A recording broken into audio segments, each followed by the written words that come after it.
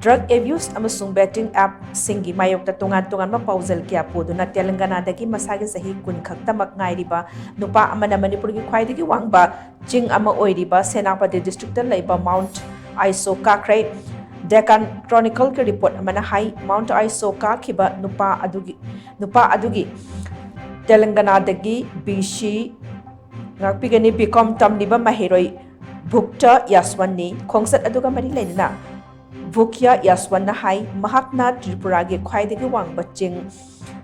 Battling Chief amadi Arunachal Pradesh ki Mount Gorisden karuraba matung da Mount ISO kabani lebak asigi nahakya drug addict oirakpa amadi betting application sing na nahakya manghalakliba asidagi kanba ngamnabagi damak masigi PAOJEL PUDUNA Ching asi kabani Manipur ki Mount